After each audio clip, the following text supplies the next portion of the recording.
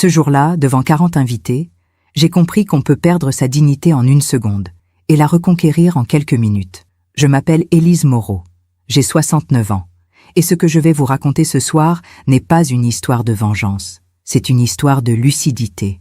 Tout a commencé un samedi après-midi de juin, l'anniversaire de ma petite fille Louise, 8 ans. Des ballons roses partout, une table couverte de gâteaux, des rires d'enfants qui résonnaient dans le grand salon de réception que je possède depuis 32 ans, rue de la République. J'avais tout préparé avec soin, les nappes brodées que ma mère m'avait laissées, les fleurs blanches dans les vases en cristal, même le champagne, un bon crément de Bourgogne pour les adultes. Ma fille Camille était arrivée tôt avec son mari Julien et la petite Louise, puis, peu après, sa belle-mère, Madame Dufresne, grande, élégante, toujours vêtue de noir ou de gris perle, le genre de femme qui entre dans une pièce et fait baisser la température de 3 degrés. Elle m'avait salué d'un petit signe de tête froid, sans sourire. Rien de nouveau. Depuis le mariage de Camille, 5 ans plus tôt, cette femme me traitait comme une domestique. Mais ce jour-là, quelque chose était différent. Je l'ai senti dès qu'elle s'est assise à la table principale, celle réservée à la famille proche. Elle m'observait, pas discrètement. Non, elle me fixait avec ce petit sourire en coin qui me donnait toujours envie de disparaître. Les enfants jouaient. Louise ouvrait ses cadeaux. Tout se passait bien, jusqu'à ce que je serve le café. J'avais préparé un bon café corsé, comme j'aime le faire pour mes invités. Je suis passée près de Madame Dufresne avec le plateau en porcelaine, celui avec les fleurs peintes à la main, hérité de ma grand-mère. Elle a levé les yeux vers moi. « Vous en faites toujours trop, Élise. » J'ai souri poliment, comme toujours. Puis elle a ajouté, assez fort pour que plusieurs personnes entendent, « À votre âge, on devrait savoir se retirer avec grâce. Mais non, vous vous accrochez. » J'ai senti mes joues brûler, mais je n'ai rien dit. Pas devant Louise, pas devant les invités. J'ai posé la tasse devant elle, doucement. Et c'est là que c'est arrivé. Elle a pris la tasse, l'a regardée, puis, d'un geste rapide et violent, elle l'a jetée vers mon visage. Le café était brûlant. Je l'ai senti exploser contre ma peau, couler sur ma joue, dans mon cou. La douleur était immédiate, aiguë, humiliante. Autour de nous, le silence s'est abattu comme une chape de plomb. Et elle a souri. Un sourire froid, calculé. Velha pathetica. Vieille, pathétique. Elle avait dit ça en portugais, comme si utiliser une autre langue rendait l'insulte plus acceptable. J'ai cherché le regard de Camille, ma fille, mon unique enfant. Elle était à 3 mètres de moi. Elle avait tout vu, tout entendu. Et elle n'a rien dit. Ses yeux se sont posés sur moi 1 seconde, puis elle a détourné le regard. Rien, pas un mot, pas un geste. Le café continuait de couler sur ma blouse blanche. Ma peau me brûlait. Mais plus encore que la douleur physique, c'était ce silence, celui de ma propre fille, qui me déchirait. J'ai murmuré « Excusez-moi » et je suis partie vers le petit cabinet de toilette, au fond du couloir. Mes mains tremblaient en ouvrant le robinet. L'eau froide sur mon visage, les larmes qui montaient, que je refoulais. Je me suis regardée dans le miroir. Cette femme qui me fixait, je ne la reconnaissais plus. Quand avais-je accepté d'être traitée ainsi? Quand avais-je laissé ma propre dignité glisser entre mes doigts, par peur de déranger, par peur de perdre Camille? Dans le reflet, j'ai vu la petite broche en argent que je portais toujours, celle que mon père m'avait offerte à mes 16 ans. Tiens-toi droite, Élise. Toujours. J'ai respiré, profondément. Puis j'ai ouvert mon sac à main et j'en ai sorti une enveloppe bleue. À l'intérieur, il y avait un document que je gardais avec moi depuis des années. Un document que peu de gens connaissaient, la certident de propriété du salon, le titre de propriété. Ce salon, ses murs, ce parquet, ses lustres, tout était à mon nom, depuis 1992. Hérité de mes parents, jamais vendu, jamais cédé. J'ai regardé le papier une dernière fois, puis j'ai refermé l'enveloppe, séché mes larmes, redressé mes épaules, et je suis revenu. Les conversations avaient repris, mais dans un murmure gêné. Madame Dufresne parlait à Julien, l'air satisfait. Camille servait le gâteau à Louise, les yeux baissés. Personne ne m'a entendu revenir. Je me suis arrêtée au centre du salon, et j'ai dit, d'une voix calme mais ferme, « Excusez-moi, j'ai quelque chose à dire. » Le silence est retombé. Tous les regards se sont tournés vers moi. J'ai sorti l'enveloppe. Ce salon appartient à ma famille depuis 3 générations. Il est inscrit à mon nom. J'ai levé le document bien haut. La fête est terminée. Je demande à tous les invités de bien vouloir se retirer, immédiatement. Madame Dufresne a pâli. Camille a ouvert la bouche, mais aucun son n'en est sorti. Julien s'est levé, confus. Élise, qu'est-ce que... Maintenant, s'il vous plaît. Ma voix ne tremblait plus. Parfois, on se demande si on a déjà été déçu par quelqu'un qu'on aimait. Et vous? Avez-vous déjà été trahi par le silence de ceux qui auraient dû vous défendre? Racontez-moi votre histoire dans les commentaires. J'aimerais vous lire. Les premiers à partir ont été les voisins, puis les collègues de Julien, puis les parents des petits camarades de Louise. Ils ramassaient leurs manteaux en silence, évitaient mon regard, murmuraient des excuses embarrassées. Certains me serrèrent la main en passant. D'autres filèrent vers la sortie, comme si le salon était en feu. En moins de 10 minutes, il ne restait plus que nous. Camille, Julien, Madame Dufresne, la petite Louise qui tenait son ours en peluche contre elle, les yeux ronds, et moi, debout au centre de mon salon, le document toujours à la main. Madame Dufresne a été la première à réagir. Elle s'est levée lentement, très droite, le menton haut. Elle a lissé sa jupe grise avec un geste mécanique, comme si rien de grave ne venait de se passer. « Vous êtes ridicule, Élise. » Sa voix était glaciale, posée, celle d'une femme habituée à dominer les situations. « Vous faites un scandale devant votre propre petite fille. Pourquoi? Pour un accident? Un accident. Elle venait de m'insulter, de me brûler au visage avec du café bouillant devant 40 personnes. Et elle appelait ça un accident. J'ai senti la colère monter. Mais je l'ai retenue. Je ne voulais pas crier. Je ne voulais pas lui donner ce plaisir. « Madame Dufresne, » j'ai dit calmement, « ce salon est ma propriété. Je vous demande de partir. » Elle a ri. Un petit rire sec, presque méprisant. « Votre propriété? Vous croyez vraiment que brandir un vieux papier va changer quelque chose? » Elle a fait un pas vers moi. « Vous vivez dans le passé, Élise. Ce salon, c'est tout ce qu'il vous reste. Votre fille a grandi. Elle a sa propre famille maintenant. Et vous êtes seul. » Chaque mot était une lame. Vous auriez dû comprendre depuis longtemps que votre place n'est plus ici. J'ai serré le document contre ma poitrine. Ma broche en argent brillait sous la lumière du lustre. « Tiens-toi droite, Élise. Je vous demande une dernière fois de partir. » Elle m'a fixé encore quelques secondes. Puis, elle a tourné les talons, attrapé son sac Hermès sur le dossier de la chaise et s'est dirigée vers la sortie. Avant de franchir la porte, elle s'est retournée. « Vous allez le regretter. » Puis elle est partie. Le silence qui a suivi était lourd, étouffant. Julien regardait ses chaussures, les mains dans les poches. Il avait l'air d'un enfant pris en faute. Louise s'est approchée de moi, timidement. « Mamie, pourquoi tu pleures ?» Je ne m'étais même pas rendu compte que des larmes coulaient sur mes joues. Je me suis agenouillée devant elle. J'ai essuyé mes yeux et j'ai souri. « Ce n'est rien, mon trésor. Mamie a juste un peu mal. Mais ça va passer. » Elle a posé sa petite main sur ma joue brûlée. « Ça fait mal? Un peu. Mais tu sais quoi? Les mamies sont solides. » Elle m'a serré dans ses bras, fort, comme seuls les enfants savent le faire, sans calcul, sans peur, sans jugement. Et c'est à ce moment-là que j'ai entendu la voix de Camille. « Maman. » Je me suis redressée. Je l'ai regardée. Ma fille, mon unique enfant, celle que j'avais portée, nourrie, protégée pendant 29 ans. Elle se tenait près de la table, les bras croisés, le visage fermé. « Maman, il fallait vraiment faire ça ?» J'ai cru mal entendre. « Faire quoi, Camille ?» Mettre tout le monde dehors, humilier ma belle-mère devant tout le monde, gâcher l'anniversaire de Louise. Chaque mot me frappait comme une gifle. « Camille, elle m'a jeté du café brûlant au visage. Elle ne l'a pas fait exprès. » Quoi? C'était un geste nerveux. Elle était stressée. Elle m'a insultée, Camille. Ma voix tremblait maintenant. Elle m'a traitée de vieille pathétique, devant tout le monde, devant ta fille. Et toi, tu n'as rien dit. Camille a détourné le regard. Je ne voulais pas créer de conflit. Tu ne voulais pas créer de conflit. J'ai répété ces mots lentement, comme pour les comprendre. Ta propre mère se fait humilier sous tes yeux.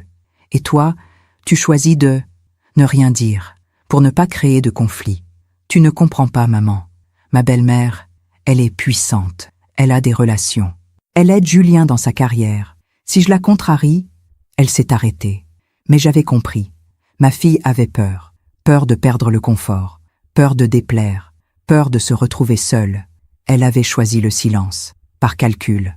Je me suis assise sur l'une des chaises. Mes jambes ne me portaient plus. Julien a toussé, mal à l'aise. « Élise, écoutez, je suis désolée pour ce qui s'est passé. Ma mère, elle peut être difficile, mais elle ne pensait pas à mal. Elle ne pensait pas à mal. » J'ai regardé le plafond, les moulures en stuc que mon père avait fait restaurer en 1985, les lustres en cristal que ma mère avait choisis avec soin. Ce salon avait été le théâtre de tant de moments heureux. Les anniversaires de Camille quand elle était petite, les dîners de famille à Noël, les mariages, les baptêmes, et maintenant, il était devenu le lieu de mon humiliation. « Julien, j'ai dit doucement, votre mère m'a manqué de respect, devant ma petite fille, devant vous, devant tout le monde. Je comprends que vous soyez blessé, mais... Non, vous ne comprenez pas. » Je me suis levée. Parce que si vous compreniez vraiment, vous ne seriez pas en train de minimiser ce qui s'est passé. Vous ne seriez pas en train de défendre l'indéfendable. Camille a soupiré, exaspérée. « Maman, arrête, tu dramatises. » « Je dramatise ?» Ma voix est montée d'un cran. « Camille, regarde-moi. » Elle a levé les yeux vers moi, agacée. « Regarde ma joue, regarde mon cou. Tu vois ces marques rouges? C'est là que le café a brûlé ma peau. Ce n'est pas du théâtre, ce n'est pas de la dramatisation, c'est réel. » Elle a détourné le regard encore une fois, et c'est là que j'ai compris. Elle avait honte, pas de sa belle-mère, de moi. Elle avait honte que j'ai réagi, que j'ai défendu ma dignité, que j'ai fait une scène. Pour elle, j'aurais dû encaisser en silence, sourire, disparaître dans le décor, comme je l'avais toujours fait. Mais cette fois, je n'avais pas pu. Je me suis approchée d'elle. J'ai posé ma main sur son bras. « Camille, ma chérie, je sais que tu es prise entre deux familles. Je sais que c'est difficile, mais... » Elle a retiré son bras brusquement. « Non, maman.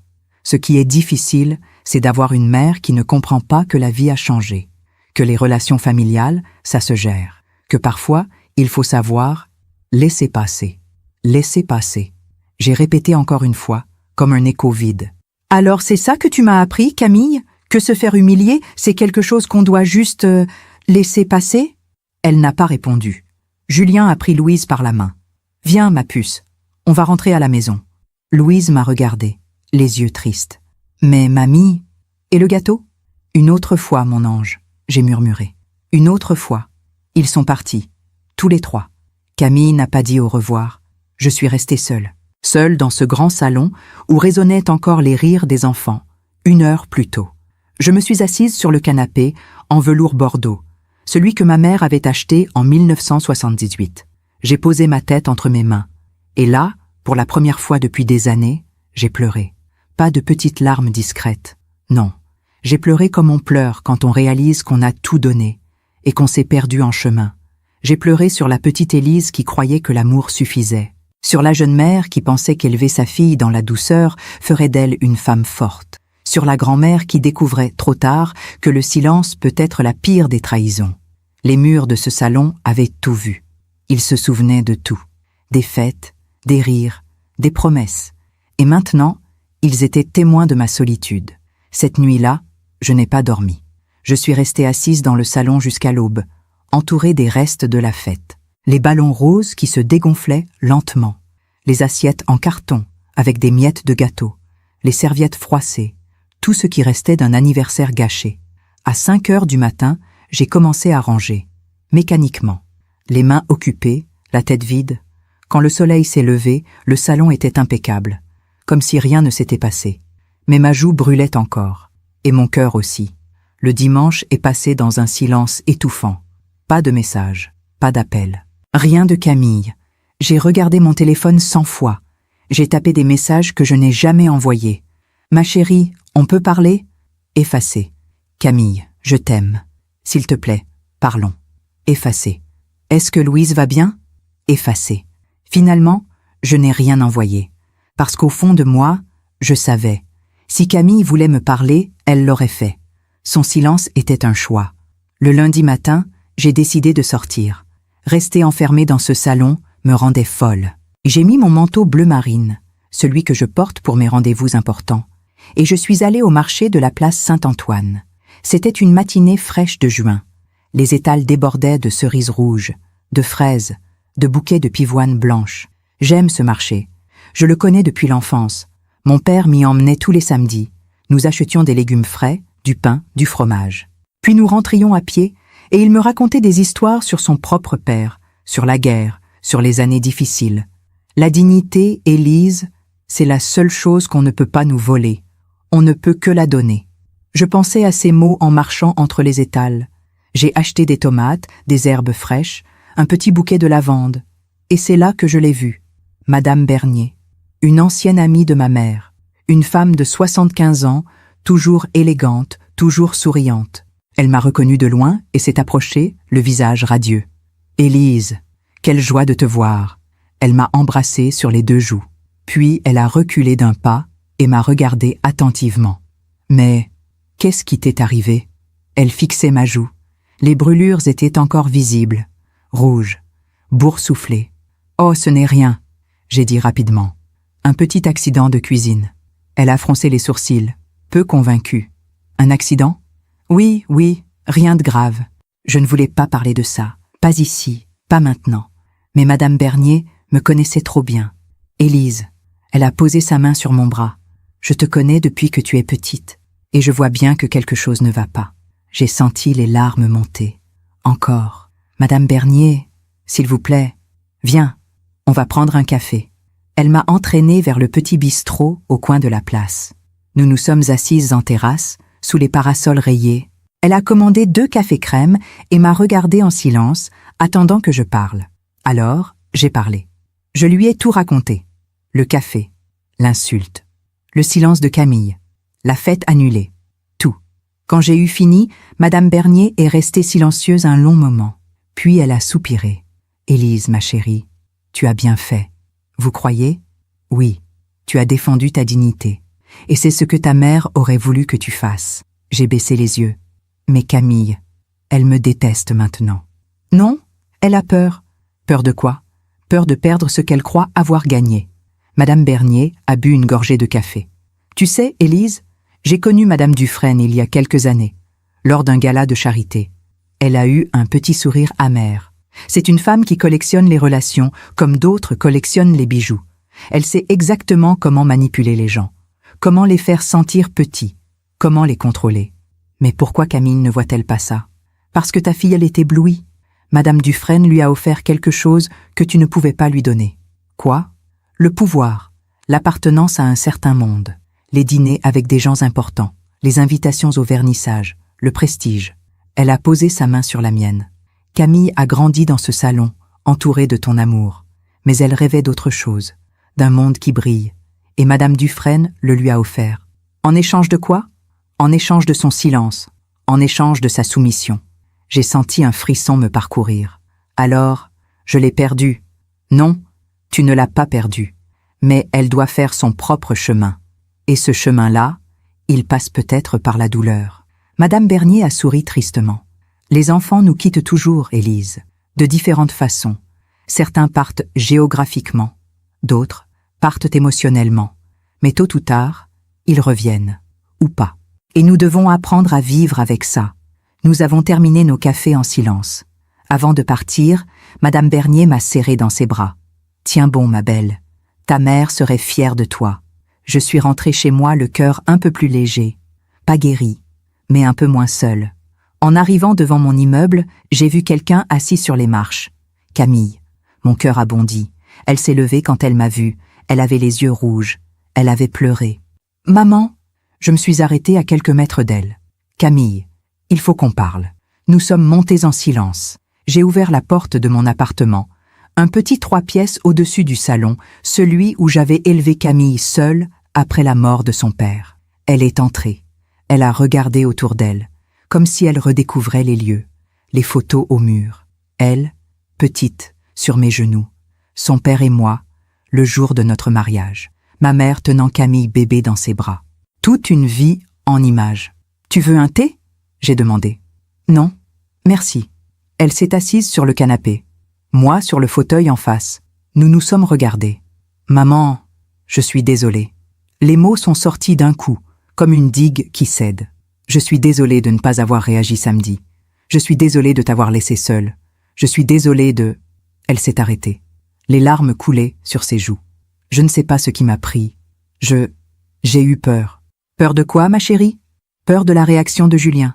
Peur de contrarier sa mère. Peur de... Elle a inspiré profondément. Peur de perdre ma place. Ta place? Oui, dans cette famille, dans ce monde. Elle a essuyé ses larmes avec le dos de sa main. Tu ne peux pas comprendre, maman. Toi, tu as grandi ici. Tu as hérité de ce salon. Tu as toujours eu ta place. Mais moi, je dois la gagner chaque jour. Camille? Non, laisse-moi finir. Elle s'est redressée. Depuis que j'ai épousé Julien, j'ai l'impression d'être en permanence évaluée. Par sa mère, par ses amis, par tout le monde. Est-ce que je m'habille bien? Est-ce que je dis les bonnes choses? Est-ce que j'élève Louise correctement? Mais c'est épuisant, Camille. Je sais. Elle a baissé la tête. Mais c'est le prix à payer pour faire partie de leur monde. Et ce monde-là, il en vaut vraiment la peine? Elle n'a pas répondu tout de suite, puis, d'une voix très douce, elle a murmuré « Je ne sais pas ». Nous sommes restés silencieuses un long moment. J'ai observé ma fille, cette femme de 29 ans qui me ressemblait tant physiquement. Les mêmes yeux noisettes, les mêmes cheveux châtains, les mêmes mains fines. Mais à l'intérieur, elle était devenue une étrangère. « Camille, je ne peux pas te dire quoi faire. Tu es adulte, tu as ta propre famille, mais... » J'ai cherché mes mots. Mais je ne veux plus jamais être traitée comme je l'ai été samedi. Plus jamais. Elle a hoché la tête. Je comprends. Est-ce que tu comprends vraiment? Oui. Elle s'est levée. Je vais parler à Julien. Et à sa mère. Je vais leur dire que ce qui s'est passé n'était pas acceptable. Camille, je te le promets, maman. Elle s'est approchée de moi, m'a embrassée sur le front. Je t'aime. Moi aussi, ma chérie. Elle est partie. Et moi, je suis restée assise dans mon fauteuil, regardant la porte fermée. Je voulais la croire. De tout mon cœur, je voulais croire que Camille allait tenir sa promesse. Mais quelque chose en moi, cette petite voix intérieure que l'âge nous apprend à écouter, me disait que les choses ne seraient pas si simples, que Madame Dufresne n'était pas le genre de femme à accepter d'être défiée, et que ma fille, malgré ses bonnes intentions, n'avait peut-être pas la force nécessaire pour lui tenir tête. Dehors, les cloches de l'église sonnaient 6 heures. J'ai touché ma broche en argent. Tiens-toi droite, Élise. Toujours. Oui, papa, je vais tenir, même si je dois tenir seule. Les jours suivants ont passé dans une sorte de trêve fragile. Camille m'appelait chaque soir. Nous parlions de Louise, de la météo, de choses sans importance. Mais jamais de samedi. Jamais de Madame Dufresne. C'était comme si nous avions signé un accord tacite. Ne pas toucher à la plaie. Le vendredi, elle m'a proposé de venir déjeuner chez elle le dimanche suivant. Juste nous trois. Toi, moi et Louise. Julien sera en déplacement. J'ai accepté. Le cœur un peu plus léger. Peut-être que les choses allaient s'arranger. Peut-être. Le dimanche est arrivé. J'ai mis ma robe crème, celle que Camille m'avait offerte pour mes 65 ans, et j'ai pris le métro jusqu'à son appartement dans le 16e arrondissement. Un bel immeuble haussmannien. Porte cochère en bois massif, cour pavée. Ascenseur en fer forgé, le genre d'adresse qui en dit long sur le statut social. Camille m'a ouvert avec un sourire, un vrai sourire. « Maman, entre !» Louise a couru vers moi. « Mamie, mamie !» Je l'ai soulevée dans mes bras, respirant son odeur d'enfance, shampoing à la fraise et innocence. « Bonjour, mon trésor. » L'appartement sentait bon le poulet rôti. La table était mise, 3 couverts, des fleurs fraîches dans un vase. Tout semblait parfait. Nous avons déjeuné tranquillement. Louise racontait ses histoires d'école. Camille riait. Moi aussi. Pour la première fois depuis une semaine, je me sentais à ma place. Puis, au moment du dessert, une tarte aux pommes que j'avais apportée, Camille a posé sa fourchette. « Maman, il faut que je te dise quelque chose. » Son ton avait changé, plus grave. Mon cœur s'est serré. Oui, j'ai parlé à Julien et à sa mère. Et elle a baissé les yeux. Madame Dufresne, elle refuse de s'excuser. Le silence est tombé comme une pierre. Comment ça, elle refuse? Elle dit qu'elle n'a rien fait de mal, que c'était un accident, que tu as surréagi. Camille. Attends, laisse-moi finir. Elle a pris une grande inspiration. Julien pense que tu devrais peut-être présenter des excuses, pour avoir mis tout le monde dehors, pour avoir humilié sa mère. J'ai cru mal entendre. Quoi? Il dit que si tu fais le premier pas, sa mère acceptera peut-être de passer l'éponge. Et on pourra tous tourner la page. Tourner la page. J'ai répété ces mots lentement. Camille, regarde-moi. Elle a levé les yeux vers moi. Ta belle-mère m'a brûlé au visage. Elle m'a insultée. Devant ta fille. Et c'est moi qui dois m'excuser. Maman, je sais que ce n'est pas juste, mais... Mais quoi? Ma voix montait malgré moi. Mais il faut que je me soumette, que je rampe, que je dise merci pour l'humiliation? Non, ce n'est pas ça. Mais elle a posé sa main sur la table, les doigts crispés. Mais Julien dit que si tu ne fais pas ça, on ne pourra plus se voir. Le monde s'est arrêté. Pardon? Sa mère a posé un ultimatum. Soit tu t'excuses et on oublie tout. Soit elle refuse de nous voir tant que tu fais partie de nos vies. J'ai senti le sol se dérober sous mes pieds. Et toi, Camille, qu'est-ce que toi tu veux? Elle a fermé les yeux. Je veux que tout redevienne comme avant. Comme avant? Quand j'encaissais en silence? Quand je me faisais toute petite pour ne déranger personne? Maman, non, Camille, réponds-moi. Est-ce que tu veux vraiment que je m'excuse? Est-ce que tu crois que j'ai tort? Elle est restée silencieuse. Et ce silence, c'était ma réponse. Je me suis levée. Mamie, tu pars déjà? Louise me regardait, les yeux ronds. Oui, mon ange, mamie doit rentrer. Mais on n'a pas fini le dessert. Je sais, mais je suis un peu fatiguée. J'ai embrassé Louise sur le front. Puis, je me suis tournée vers Camille. Ma chérie, je t'aime, plus que tout au monde, mais je ne m'excuserai pas d'avoir défendu ma dignité. Maman, et si ton mari et sa mère te demandent de choisir entre eux et moi? J'ai inspiré profondément. Je ne veux pas que tu choisisses, parce que je sais déjà quelle sera ta réponse. Les larmes coulaient sur ses joues. Maman, s'il te plaît, prends soin de toi, Camille. Et de Louise. Je suis partie. Dans le couloir, j'ai entendu Louise demander « Pourquoi mamie pleure, maman ?» Mais je n'ai pas entendu la réponse. Dans le métro, j'ai fixé mon reflet dans la vitre noire du tunnel. Cette femme qui me regardait, elle avait vieilli de 10 ans en une semaine, mais elle tenait encore debout.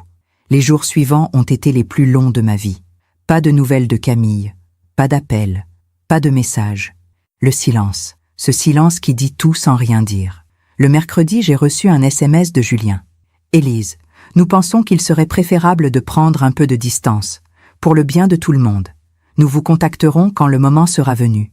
Bien à vous, bien à vous. » Comme si j'étais une connaissance lointaine, pas la grand-mère de sa fille, pas la mère de sa femme. Une connaissance. J'ai relu ce message 10 fois, puis je l'ai effacé. Mais les mots restaient gravés dans ma tête. Prendre un peu de distance, c'était leur façon polie de me dire « Tu n'existes plus pour nous ». Le jeudi, je suis retournée au marché. J'avais besoin de sortir, de respirer, de sentir que le monde continuait de tourner. J'ai acheté des fleurs, des roses blanches. En rentrant, j'ai croisé Madame Bernier. « Élise, comment vas-tu ?»« Ça va. » Elle m'a regardé attentivement. « Non, ça ne va pas. Je le vois. » Nous nous sommes assises sur un banc de la place. Et là, je lui ai tout raconté. L'ultimatum, le message de Julien, le silence de Camille. Madame Bernier a secoué la tête, les lèvres pincées. « Cette femme, Madame Dufresne, elle est en train de détruire ta famille. » « Je sais. Et ta fille la laisse faire. » Elle a peur, Madame Bernier. Elle a peur de tout perdre. Mais elle ne voit pas qu'elle est en train de perdre l'essentiel? Non, pas encore.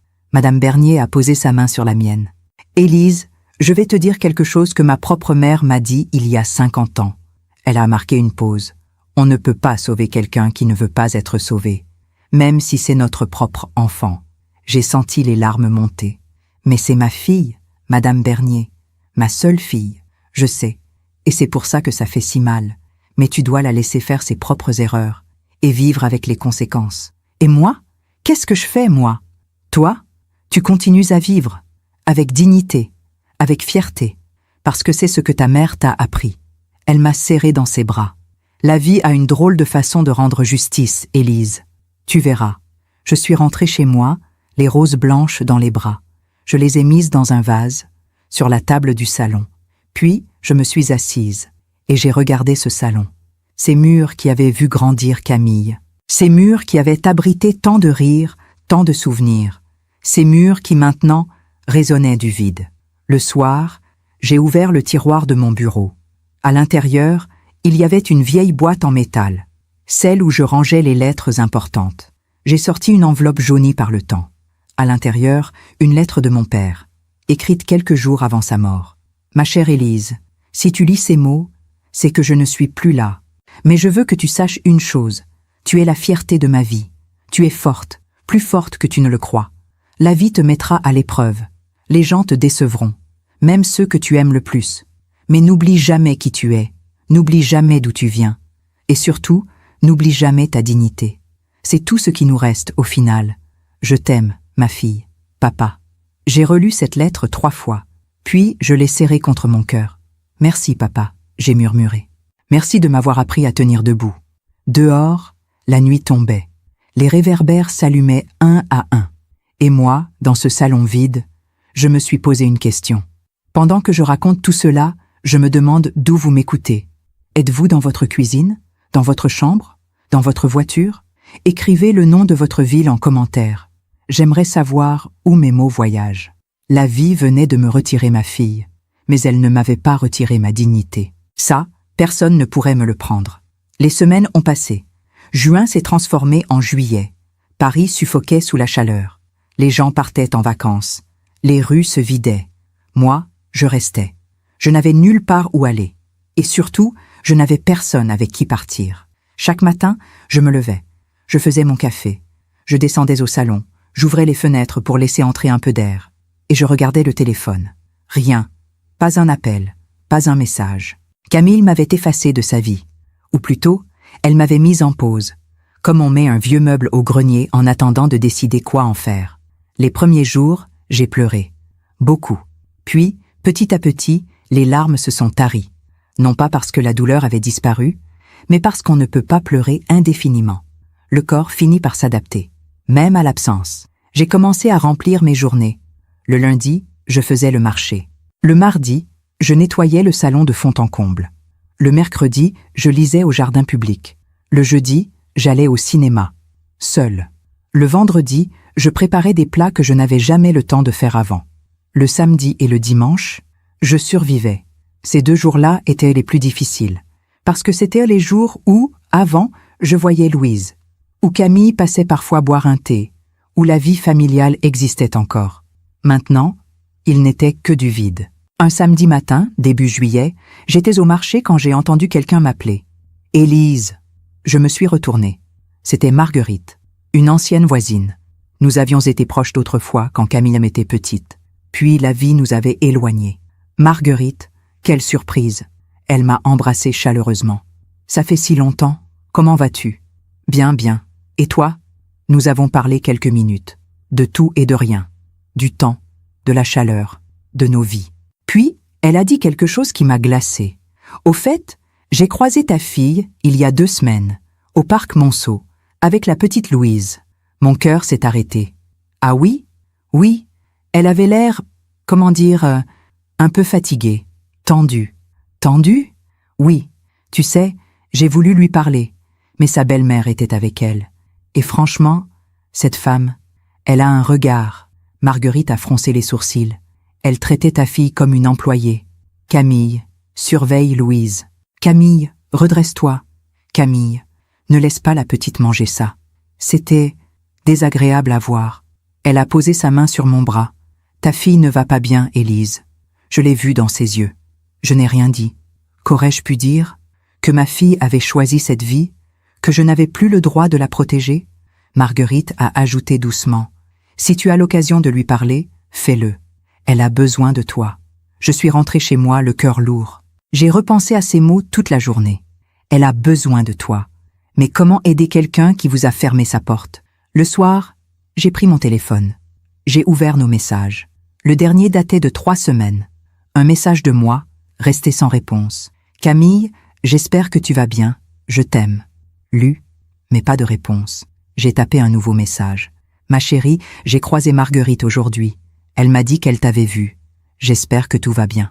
Je pense à toi. » Et à Louise. Tous les jours. Maman. J'ai hésité longuement avant d'appuyer sur « Envoyer ». Puis je l'ai fait. 2 heures plus tard, toujours rien. Le lendemain, rien non plus. Le surlendemain, j'ai reçu une réponse. Brève, froide. « Nous allons bien. Merci. » C'était tout. Pas de « je t'aime », pas de « tu me manques », pas de « on se voit bientôt ». Juste « nous allons bien ». Comme on répond à une connaissance polie. J'ai regardé ce message pendant 1 heure. Puis, j'ai compris. Camille ne me répondait pas parce qu'elle le voulait. Elle me répondait parce qu'elle se sentait obligée. Et peut-être aussi parce que quelqu'un la surveillait. Cette pensée m'a fait froid dans le dos. Quelques jours plus tard, un jeudi après-midi, je suis allée au cinéma. Un vieux film de Claude Sautet, Les choses de la vie. Je l'avais vu avec mon mari, il y a 40 ans. J'aimais y aller seule. Dans le noir, personne ne me voyait. Personne ne me jugeait. À la sortie, en traversant le hall, je l'ai vue.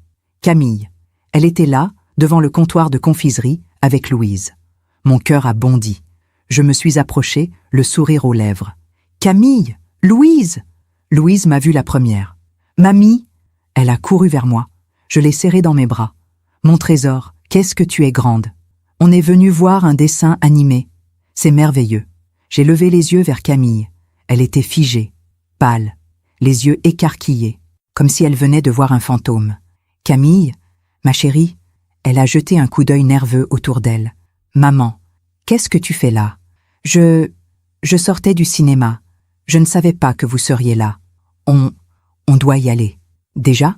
Mais on vient de se voir. Je sais, mais Julien nous attend. »« Julien ? Oui, il est garé devant. » Louise a tiré sur ma manche. « Mamie, tu viens avec nous ?» J'ai regardé Camille. Elle a secoué la tête, discrètement, mais fermement. « Non, ma puce, mamie ne peut pas, elle a des choses à faire. »« Mais, Louise, viens, maintenant. » Le ton de Camille était sec, presque dur. Louise a baissé la tête. « D'accord. » Elle m'a embrassé rapidement. « Au revoir, mamie.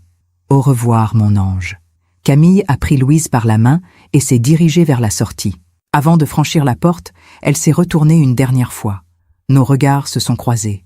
Et dans ses yeux, j'ai vu quelque chose que je n'avais jamais vu auparavant.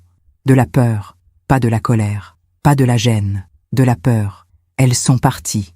Je suis restée debout au milieu du hall, les bras ballants. Autour de moi, les gens achetaient du pop-corn, riaient, parlaient. Moi, je venais de comprendre quelque chose. Ma fille ne m'évitait pas parce qu'elle me détestait. Elle m'évitait parce qu'on lui avait demandé de le faire. Et elle obéissait. Par peur. Je suis rentrée chez moi dans un état second. J'ai repensé à chaque détail de cette rencontre. Le regard nerveux de Camille, sa pâleur, sa façon de jeter des coups d'œil autour d'elle, comme si elle était surveillée. Et cette phrase, « Julien nous attend ». Pourquoi Julien aurait-il attendu dans la voiture? Pourquoi n'était-il pas entré avec elle? À moins qu'il ne veuille pas que je le voie, à moins qu'il ne veuille pas que je leur parle. Ce soir-là, j'ai eu du mal à dormir. J'ai repensé à toutes les fois où j'avais vu Camille ces derniers mois, les petits signes que je n'avais pas remarqués. Sa façon de regarder son téléphone sans arrêt, comme si elle attendait un message. Sa nervosité quand Madame Dufresne était dans les parages. Sa manière de s'excuser pour tout, pour rien. Et surtout, son silence. Ce silence qui n'était pas de l'indifférence, mais de la soumission. Le lendemain matin, j'ai pris une décision.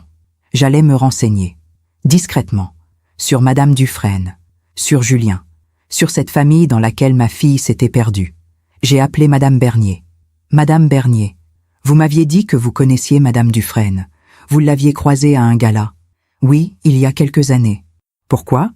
Est-ce que vous pourriez vous renseigner sur elle ? Discrètement ? Te renseigner ? Dans quel but ? J'ai besoin de savoir qui est vraiment cette femme, ce qu'elle fait, comment elle traite les gens autour d'elle. » Il y a eu un silence. « Élise, tu penses que ta fille est en danger ? Je ne sais pas, mais je dois savoir. »« D'accord, laisse-moi quelques jours. Je connais quelqu'un qui pourra m'aider. »« Merci, Madame Bernier. Merci, infiniment. » J'ai raccroché. Et pour la première fois depuis des semaines, j'ai senti quelque chose d'autre que de la tristesse. J'ai senti de la détermination. Ma fille avait peut-être fermé la porte, mais moi, j'allais trouver une fenêtre, parce qu'une mère ne renonce jamais, jamais. Ce soir-là, assise dans mon salon, j'ai touché ma broche en argent. « Tiens-toi droite, Élise, toujours. Oui, papa, je vais me battre, pas pour gagner, mais pour protéger. » Même si elle ne le sait pas encore, une semaine a passé. Une semaine d'attente, d'angoisse, de questions sans réponse. Je continuais ma vie comme je pouvais, mais mon esprit était ailleurs. Chaque fois que le téléphone sonnait, je sursautais. Chaque fois que je voyais une femme blonde dans la rue, je pensais à Camille. La nuit, je faisais des cauchemars. Ma fille prisonnière, ma petite fille qui pleurait, des portes qui se fermaient. Le mardi suivant, Madame Bernier m'a appelé. « Élise, il faut qu'on se voie. J'ai des informations. »« Quand ?»« Maintenant, si tu peux. »« J'arrive. » Nous nous sommes retrouvés au même petit bistrot, place Saint-Antoine. Madame Bernier avait l'air grave, préoccupée. Elle a commandé 2 cafés, puis elle a sorti une enveloppe de son sac. « Élise, ce que je vais te dire, ce n'est pas facile à entendre. » Mon cœur s'est accéléré. « Dis-moi. » Elle a posé l'enveloppe sur la table. J'ai parlé à une amie qui travaille dans le milieu juridique. Elle connaît bien la famille Dufresne. « Eh » Madame Dufresne. Son prénom est Véronique, est veuve depuis 8 ans. Son mari était un homme d'affaires prospère, immobilier, import-export. Il lui a laissé une fortune considérable. Je le savais déjà. Oui, mais ce que tu ne sais peut-être pas, c'est que cette femme, elle a la réputation d'être extrêmement contrôlante. Madame Bernier a bu une gorgée de café. Son fils Julien est son seul enfant. Elle l'a élevé seule après la mort de son mari. Et depuis, disons qu'elle a du mal à le laisser partir. Comment ça? Elle contrôle tout. Son travail, c'est elle qui lui a trouvé son poste dans une grande entreprise dont elle connaît le PDG. Son appartement, c'est elle qui l'a acheté et qui le loue à prix symbolique. Ses fréquentations, ses choix. Mon Dieu! Et quand Julien s'est marié avec Camille, Véronique n'était pas contente. Pourquoi? Parce que ta fille ne venait pas du même milieu. Parce qu'elle n'avait pas les bonnes relations. Parce qu'elle n'était pas assez malléable. Madame Bernier a ouvert l'enveloppe. Mon amie m'a dit que Véronique a essayé de faire rompre les fiançailles. Elle a proposé de l'argent à Camille pour qu'elle parte. Quoi? Oui, 10 000 euros, pour qu'elle disparaisse de la vie de Julien. J'ai senti la colère monter. Camille ne m'a jamais dit ça. Parce qu'elle a refusé. Elle aimait Julien. Elle voulait se marier. Alors Véronique a changé de tactique. Quelle tactique? Elle a décidé de la garder, mais de la briser, petit à petit. Madame Bernier a sorti plusieurs feuilles de l'enveloppe, des notes manuscrites, des témoignages. Mon amie a parlé à d'autres personnes qui connaissent de Véronique, des employés, des anciennes amies. Toutes disent la même chose. Cette femme est une manipulatrice. Elle a pointé du doigt l'une des notes. Elle humilie les gens en public. Elle fait des commentaires désobligeants sur leur apparence, leur éducation, leur famille. Elle crée des situations où la personne se sent toujours inférieure. J'ai pensé au café, à l'insulte, à tout. Elle isole aussi les gens de leur entourage. Elle leur fait croire que leurs amis, leur famille, ne sont pas à la hauteur, qu'ils les tirent vers le bas. C'est exactement ce qu'elle fait avec Camille. Oui, et le pire, Madame Bernier a hésité. Le pire, c'est que Julien est complice. Comment ça? Il ne la défend pas. Il ne s'oppose jamais à sa mère, parce qu'il a été élevé comme ça, dans la soumission, dans la peur de déplaire. Elle m'a regardé droit dans les yeux. Élise, ta fille est en train de vivre la même chose que toi. Elle se fait humilier, elle se soumet, elle perd sa dignité. Sauf que toi, tu as réagi. Elle, pas encore.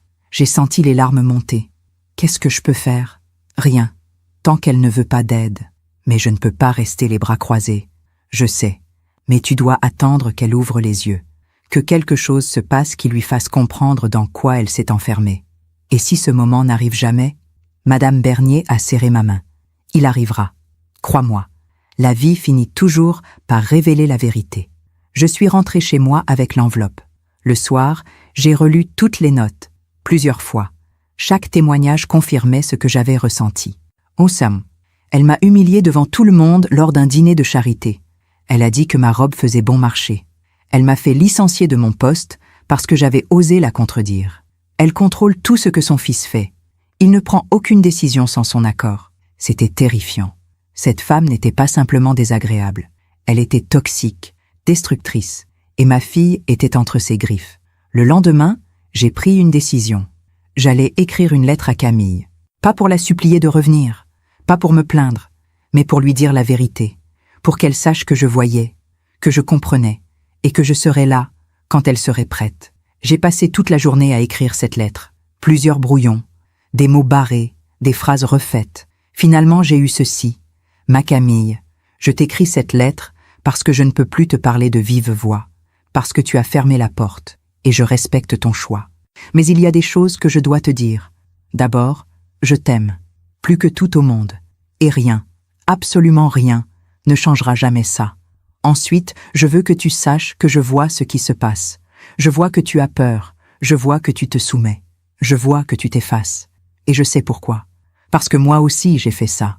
Pendant des années, j'ai accepté d'être traitée comme une moins que rien. Par peur, par amour, par désir de maintenir la paix. Mais un jour, j'ai compris quelque chose. La paix qu'on achète avec sa dignité n'est pas la paix, c'est de la prison. Et j'ai refusé de rester prisonnière. Camille, je ne te demande pas de choisir entre ta belle famille et moi. Je ne te demande pas de te rebeller. Je te demande juste une chose, ne t'oublie pas. Ne perds pas celle que tu es pour plaire à ceux qui ne te respectent pas. Parce qu'un jour, ma chérie, tu te réveilleras et tu ne te reconnaîtras plus. Et ce jour-là, tu auras besoin de quelqu'un qui te rappelle qui tu es vraiment. Je serai là, toujours. Peu importe le temps que ça prendra. Peu importe ce qui se passera. Je serai là. Avec tout mon amour, maman. J'ai relu la lettre 10 fois. Puis je l'ai mise dans une enveloppe blanche. J'ai écrit l'adresse de Camille.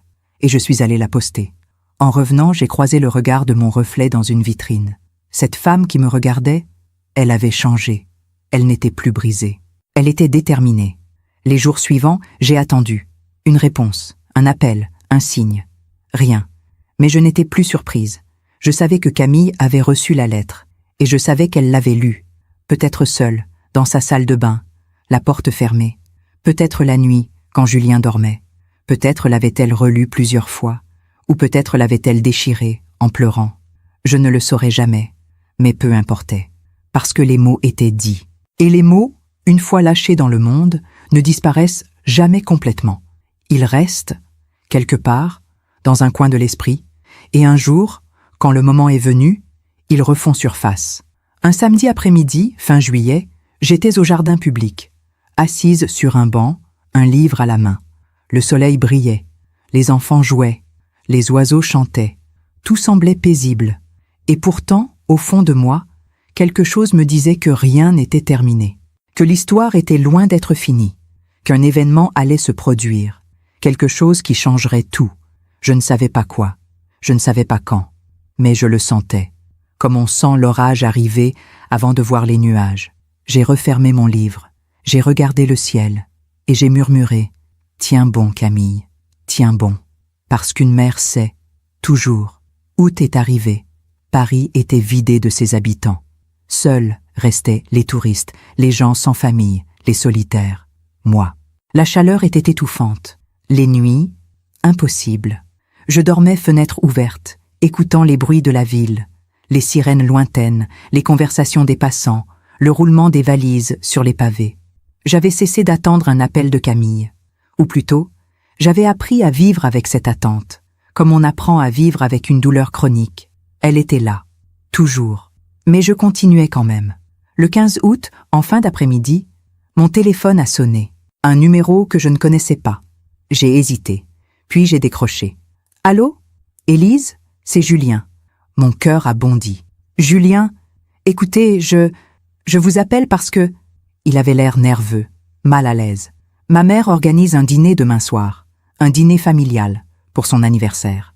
Et elle souhaite que vous veniez. » J'ai failli lâcher le téléphone. « Pardon? Je sais que c'est surprenant, mais elle insiste. Elle dit qu'il est temps de tourner la page, de se réconcilier. » Se réconcilier? Ma voix était glaciale. « Julien, votre mère m'a humiliée. Elle m'a insultée.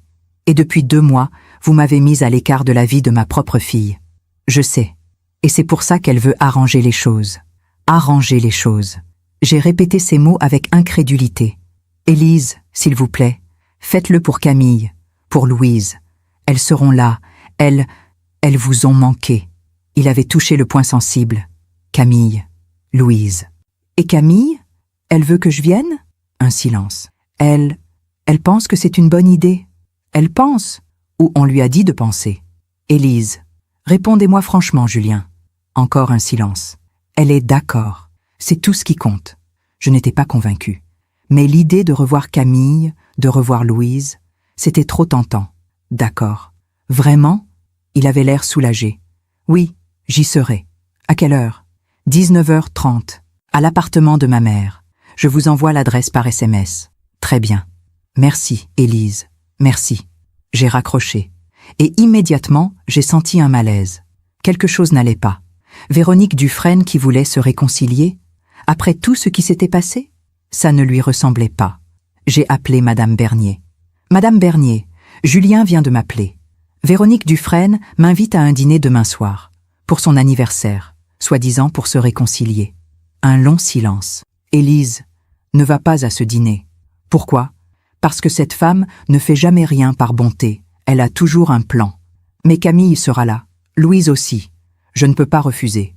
Élise, écoute-moi. Si tu y vas, prépare-toi. Cette femme va essayer de te piéger, de t'humilier encore, peut-être devant toute la famille. Je sais, mais je dois y aller. Pour Camille. Madame Bernier a soupiré. Alors sois prudente. Et surtout, ne te laisse pas faire. Je ne me laisserai pas faire. Bien, appelle-moi après. Promis. J'ai raccroché. Le lendemain, j'ai passé la journée à me préparer. J'ai choisi ma plus belle robe. Une robe bleu nuit, élégante, sobre, celle que je portais aux grandes occasions. J'ai mis mes perles, celles que ma mère m'avait laissées, et ma broche en argent. Tiens-toi droite, Élise. À 19h, j'ai pris un taxi. L'adresse que Julien m'avait envoyée était dans le 7e arrondissement. Un immeuble cossu, avenue de Ségur, porte cochère, cour intérieure, ascenseur ancien avec grille en fer forgé. 5e étage, j'ai sonné. C'est Julien qui a ouvert. Élise, merci d'être venue. Bonsoir, Julien. Il avait l'air tendu, nerveux. Entrez, entrez. L'appartement était immense. Parquets anciens, moulures au plafond, meubles de style Louis XVI, tableaux classiques au mur. Tout respirait l'argent, le pouvoir, l'appartenance à un certain monde. Dans le grand salon, plusieurs personnes étaient déjà là. Véronique Dufresne, évidemment, vêtue d'une robe grise perle, un collier de perles noires au cou. Impeccable, froide. 2 autres couples que je ne connaissais pas. Des amis de la famille, probablement, et Camille, ma fille. Elle se tenait près de la fenêtre, un verre de champagne à la main. Quand elle m'a vue, nos regards se sont croisés. Et j'ai vu, encore une fois, cette lueur, cette peur. Maman. Elle s'est approchée, m'a embrassé rapidement sur la joue. « Bonsoir, ma chérie. Bonsoir. » Sa voix était à peine audible. « Où est Louise ?»« Chez une amie. Elle ne pouvait pas venir ce soir. » Mensonge. Je l'ai senti immédiatement. Il ne voulait pas que Louise soit là. Pourquoi?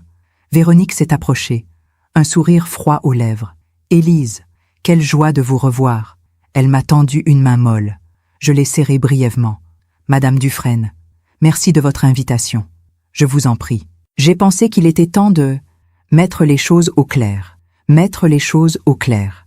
Oui, nous sommes une famille, après tout. Et les familles doivent savoir pardonner. Elle a dit ça devant tout le monde, avec ce ton doucereux, calculé, comme si c'était moi qui avais besoin de pardon. J'ai souri poliment. Bien sûr, on nous a servi du champagne, des amuse-bouches. Nous avons parlé de choses insignifiantes, la chaleur, les vacances, les embouteillages. Puis nous sommes passés à table. Une grande table en acajou, nappe blanche brodée, vaisselle en porcelaine de Limoges, couverts en argent massif. Tout était parfait, trop parfait. J'étais assise entre Camille et l'un des invités, un homme d'une 60aine d'années, avocat de son état. Véronique présidait, évidemment. Julien à sa droite. Le dîner a commencé. Entrée, foie gras, toast, vin blanc. Les conversations étaient polies, superficielles. Puis, au moment du plat principal, un filet de bœuf en croûte, Véronique a posé sa fourchette. « Élise, j'aimerais vous poser une question. » Tous les regards se sont tournés vers moi. Mon cœur s'est accéléré. « Oui? Vous vivez seule, n'est-ce pas? »« Oui. Depuis la mort de votre mari. »« Oui. Depuis 26 ans. Cela doit être difficile. On s'habitue. »« Vraiment ?» Elle a souri. Ce sourire que je connaissais trop bien. Parce que j'ai entendu dire que vous passiez beaucoup de temps seul, que vous n'aviez pas vraiment d'amis, de vie sociale. Le silence s'est abattu sur la table. Camille a baissé les yeux. J'ai quelques amis. Quelques. Véronique a bu une gorgée de vin. Vous savez, Élise, à notre âge, il est important de ne pas s'isoler. L'isolement peut mener à des comportements étranges. Des comportements étranges? Oui, comme faire des scènes en public. Mettre des gens dehors sans raison. Ah, nous y étions, Sans raison? Ma voix était calme, froide. Madame Dufresne, vous m'avez jeté du café brûlant au visage. Elle a ri. Un petit rire sec. Voyons, Élise. C'était un accident. Un geste maladroit. Rien de plus. Un accident. J'ai regardé les autres invités. Ils évitaient mon regard. Et l'insulte? C'était aussi un accident? Quelle insulte? Vous m'avez traité de vieille pathétique. Moi? Elle a porté la main à sa poitrine, l'air choqué. Je n'ai jamais dit une chose pareille. Vous avez du mal entendre. J'ai senti la colère monter. Il y avait 40 personnes dans ce salon. Justement. Et personne n'a entendu ce que vous prétendez avoir entendu. N'est-ce pas, Julien? Elle s'est tournée vers son fils. Julien a hésité. Puis il a murmuré « Je n'ai rien entendu de tel. » Camille? Véronique a regardé ma fille. Camille était livide. « Camille, tu étais là. Tu as entendu quelque chose ?» Le temps s'est arrêté. Toute la table attendait. « Et Camille ?» Camille a secoué la tête. « Non, je n'ai rien entendu. » Mon cœur s'est brisé. Elle venait de me trahir. Encore. Véronique a souri. Triomphante. Vous voyez, Élise, personne n'a entendu. Parce que cela ne s'est jamais produit. Elle s'est penchée vers moi. Je pense que vous avez imaginé tout cela. La solitude peut jouer des tours à l'esprit, surtout à votre âge. Les larmes montaient, mais je les ai retenues. Je ne lui donnerai pas ce plaisir. Madame Dufresne, je sais ce que j'ai entendu. Je sais ce que j'ai vécu. Et aucun mensonge ne changera ça. Un mensonge? Elle a haussé les sourcils. C'est vous qui mentez, Élise. Vous inventez des histoires pour attirer l'attention, pour faire culpabiliser votre fille, pour la manipuler. Manipuler? Oui. Vous ne supportez pas qu'elle ait sa propre vie, qu'elle soit heureuse sans vous. Alors vous créez du drame. J'ai regardé Camille. Camille, tu crois vraiment ça? Elle n'a pas répondu. Elle fixait son assiette. Véronique a continué. Élise, je pense qu'il serait bon pour tout le monde que vous preniez un peu de recul, que vous laissiez Camille respirer, vivre sa vie, prendre du recul. Oui, ne plus venir aux fêtes familiales, ne plus appeler sans arrêt, ne plus imposer votre présence. Elle a posé sa main sur celle de Camille. Ma pauvre Camille a été trop gentille, trop patiente, mais maintenant, il faut qu'elle pense à elle, à sa famille, à son avenir. J'ai regardé autour de la table, tous ces visages neutres, ces regards détournés. Personne ne me défendrait. Personne. Je me suis levée. Je crois que j'en ai assez entendu. Élise. Non, Camille. Je me suis tournée vers ma fille. Je suis venue ce soir parce que je croyais qu'on pourrait se réconcilier, parce que je croyais que tu voulais me revoir. Mais je comprends maintenant. Ma voix tremblait. Ce dîner n'était pas une réconciliation, c'était un piège, une mise en scène pour m'humilier une dernière fois, pour me faire passer pour folle devant témoins. Véronique a souri. Vous êtes paranoïaque, Élise. Non, je suis lucide. J'ai posé ma serviette sur la table. Madame Dufresne, vous avez gagné. Vous avez réussi à monter ma fille contre moi, à lui faire croire que j'étais le problème, à m'effacer de sa vie. Je me suis tournée vers Camille une dernière fois. Mais un jour, ma chérie, tu vas te réveiller. Et tu vas comprendre que cette femme ne t'a jamais aimé. Elle t'a juste utilisé, comme elle utilise tout le monde. Ça suffit. Julien s'était levé. Vous insultez ma mère, dans sa propre maison, le jour de son anniversaire. Vous devriez avoir honte. Honte? J'ai ri. Un rire amer. J'ai eu honte, Julien, pendant des semaines. Honte de m'être laissé humilier. Honte de ne pas avoir réagi plus tôt. J'ai redressé les épaules. Mais je n'ai plus honte, parce que je sais qui je suis, et je sais ce que je vaux. J'ai regardé Véronique droit dans les yeux. Vous pouvez me retirer ma fille, vous pouvez me faire passer pour folle, mais vous ne me retirerez jamais ma dignité. J'ai attrapé mon sac. Je vous souhaite une bonne soirée. Et je suis partie. Dans le couloir, j'ai entendu Véronique dire, assez fort pour que je l'entende, « Vous voyez, cette femme est instable. » Puis des murmures approbateurs. J'ai refermé la porte derrière moi. Dans l'ascenseur, j'ai pleuré. Pas de tristesse, de colère, de frustration, d'impuissance. Dehors, la nuit était tombée. J'ai marché longtemps, sans but. Les rues étaient désertes, les magasins fermés, la ville dormait. Moi, je marchais.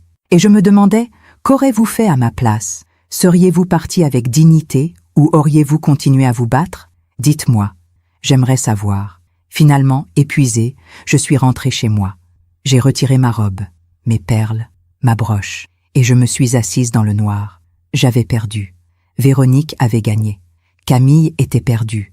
Mais au moins, j'étais encore debout. Les jours qui ont suivi ce dîner ont été les plus sombres de ma vie. Je ne sortais plus. Je ne répondais plus au téléphone. Je restais enfermée dans mon appartement, les rideaux tirés, regardant le plafond. Madame Bernier est venue frapper à ma porte plusieurs fois. Je ne lui ai pas ouvert. Elle a glissé des petits mots sous ma porte. « Élise, je suis là. Quand tu seras prête, n'oublie pas de manger. La vie continue, ma belle, même quand on croit qu'elle s'est arrêtée. Mais je n'étais pas prête. J'avais besoin de silence, de solitude, de comprendre ce qui venait de se passer. Ma fille m'avait trahi, devant témoins, devant son mari, devant cette femme qui la manipulait. Elle avait choisi, et elle ne m'avait pas choisi. Cette pensée me poursuivait jour et nuit. Où est-ce que j'ai échoué? Qu'est-ce que j'ai fait de mal? Comment une fille que j'ai élevée avec tant d'amour peut-elle me renier ainsi? Les questions tournaient en boucle, sans réponse. Le 10e jour, j'ai reçu un message. De Camille. Mon cœur a bondi. Malgré tout, j'ai ouvert le message, les mains tremblantes. « Maman, je pense qu'il vaut mieux qu'on ne se parle plus pendant un moment. J'ai besoin d'espace. S'il te plaît, respecte ça. » C'était tout. Pas de « je t'aime ». Pas de « je suis désolée ». Juste « j'ai besoin d'espace ». J'ai relu ce message 100 fois. Chaque mot était une lame. J'ai besoin d'espace. Traduction: je ne veux plus de toi dans ma vie. Respecte ça. Traduction: ne me contacte plus. J'ai posé le téléphone. Et j'ai pleuré. Pas ces pleurs silencieux et dignes. Non, j'ai pleuré comme on pleure quand on perd quelqu'un qu'on aime. Avec tout le corps, avec toute l'âme. Parce que c'était exactement ça. Je venais de perdre ma fille. Pas physiquement, mais émotionnellement. Et c'était pire, parce qu'elle était quelque part, vivante, respirant, continuant sa vie. Mais sans moi. Le lendemain, j'ai décidé de sortir. Rester enfermée ne servait à rien. Cela ne ramènerait pas Camille. Cela ne changerait rien. Alors j'ai pris une douche. J'ai mis une robe propre. J'ai attaché mes cheveux. Et je suis sortie. Le soleil était aveuglant après tant de jours dans le noir. J'ai marché jusqu'au jardin public. Je me suis assise sur mon banc habituel. Et j'ai regardé les gens vivre. Les enfants qui jouaient, les couples qui se promenaient, main dans la main, les grands-mères avec leurs petits-enfants. Tout ce que je n'aurais plus. C'est là que Madame Bernier m'a trouvée. Élise, je me suis retournée. Elle s'est assise à côté de moi sans rien dire. Nous sommes restées silencieuses un long moment. Puis, elle a posé sa main sur la mienne. Tu as survécu. À peine. C'est déjà beaucoup. J'ai essuyé mes larmes. Madame Bernier, j'ai tout perdu. Non, tu as perdu une bataille, pas la guerre. Quelle guerre? Camille a fait son choix. Un choix qu'elle regrettera. Comment pouvez-vous en être sûre? Parce que j'ai vu cette femme, Véronique, à l'œuvre. Et je connais son type. Madame Bernier s'est tournée vers moi. Les manipulateurs finissent toujours par se démasquer, Élise. Toujours. Parce qu'ils ne peuvent pas s'empêcher d'aller trop loin. Trop loin comment? En exigeant toujours plus, en resserrant toujours plus le contrôle, jusqu'à ce que la personne sous leur emprise n'en puisse plus. Et vous pensez que Camille va craquer? Je pense que Camille va se réveiller, un jour, quand elle aura touché le fond. Et si elle ne se réveille pas? Madame Bernier a soupiré. Alors elle vivra une vie qui n'est pas la sienne, et ce sera sa tragédie. Pas la tienne. J'ai baissé la tête. Mais elle restera ma fille. Oui, pour toujours. Nous sommes restés encore un moment en silence. Puis Madame Bernier m'a demandé « Tu as mangé aujourd'hui ?» « Non. »« Alors viens, je t'invite à déjeuner. » Je n'ai pas faim. On ne mange pas seulement quand on a faim, on mange pour survivre. Elle m'a prise par le bras et m'a relevée doucement. « Allez, un pas après l'autre. C'est comme ça qu'on avance. » Nous sommes allés au petit bistrot. J'ai mangé une salade, sans goût, mécaniquement. Mais j'ai mangé. Et c'était déjà ça. Les jours suivants, j'ai essayé de reprendre une routine. Me lever, m'habiller, sortir, marcher, lire, respirer, vivre. Mais tout était différent. Chaque instant était teinté de cette absence. Camille, Louise, elles étaient partout et nulle part. Dans les rires des enfants au parc, dans les mères et leurs filles qui déjeunaient ensemble en terrasse, dans les vitrines des magasins de jouets. Partout. Un matin de septembre, je suis allée au marché. J'achetais des tomates quand j'ai entendu quelqu'un m'appeler. « Élise !» Je me suis retournée. C'était Claire, une ancienne collègue de Camille. Elles avaient travaillé ensemble il y a quelques années. « Claire ? Bonjour ? Bonjour ? Ça fait plaisir de te voir ?» Elle m'a embrassée. « Comment vas-tu ? Et Camille ?» Mon cœur s'est serré. Je vais bien. Camille aussi. Je ne l'ai pas vue depuis des mois. Qu'est-ce qu'elle devient ? Elle est très occupée. Tu sais, avec Louise, le travail... Elle travaille encore ? J'ai froncé les sourcils. Oui, bien sûr. Claire a eu l'air surprise. Ah bon ? Parce que j'ai croisé une ancienne collègue commune il y a quelques semaines, et elle m'a dit que Camille avait démissionné. Le monde s'est arrêté. Démissionné ? Oui, en juin. Enfin, c'est ce qu'on m'a dit. Tu es sûre ? Oui. Pourquoi ? Tu n'étais pas au courant ? Non, on ne se parle pas beaucoup en ce moment. Claire a baissé la voix. Élise, est-ce que tout va bien ? Avec Camille ? Oui, tout va bien. Mensonge. Bon, écoute, si tu la vois, dis-lui que je pense à elle, et qu'elle peut m'appeler si elle veut. Je lui dirai. Merci Claire. Elle est partie. Je suis restée figée au milieu du marché, mon sac de tomates à la main. Camille avait démissionné, en juin, et elle ne me l'avait pas dit. Pourquoi ? Pourquoi aurait-elle quitté son travail ? Elle aimait son poste. Elle était fière de son indépendance financière, sauf si on lui avait demandé de le faire. J'ai senti un frisson me parcourir. Véronique, c'était forcément elle. Elle voulait que Camille soit entièrement dépendante, de Julien, d'elle, financièrement, émotionnellement, totalement. Et Camille avait accepté. Je suis rentrée chez moi, les jambes tremblantes. J'ai appelé Madame Bernier. Madame Bernier, je viens d'apprendre que Camille a démissionné de son travail. En juin. Quoi ? Oui, et elle ne me l'a jamais dit. Mon Dieu, Élise, c'est grave, très grave. Pourquoi ? Parce que c'est exactement ce que font les manipulateurs. Ils isolent leurs victimes, d'abord émotionnellement, puis financièrement, pour qu'elles ne puissent plus partir. Vous pensez que... Je pense que ta fille est en train de perdre toute autonomie. Et quand ça arrive, elle a marqué une pause. Quand ça arrive, il est très difficile de s'en sortir. J'ai fermé les yeux. Qu'est-ce que je peux faire ? Rien, tant qu'elle ne demande pas d'aide. Mais je ne peux pas rester sans rien faire. Tu n'as pas le choix, Élise. Tu ne peux pas sauver quelqu'un qui ne veut pas être sauvé. J'ai raccroché, le cœur lourd. Les semaines suivantes, j'ai essayé de me renseigner, discrètement. J'ai appelé d'autres anciennes collègues de Camille. Elles m'ont toutes confirmé la même chose. Camille avait démissionné brutalement, sans explication. Certaines avaient essayé de la contacter. Elle ne répondait pas. Elle s'était coupée de tout le monde, de ses amis, de ses collègues, de sa vie d'avant. Il ne lui restait plus que Julien et Véronique. Un soir d'octobre, j'étais assise dans mon salon quand j'ai entendu mon téléphone sonner. Un numéro inconnu. J'ai hésité. Puis, j'ai décroché. « Allô ? Madame Moreau ?» Une voix de femme, jeune, nerveuse. « Oui. Qui est à l'appareil ? Je m'appelle Sophie. J'étais la meilleure amie de Camille. » Mon cœur a bondi. « Sophie ! Oui, je me souviens de vous.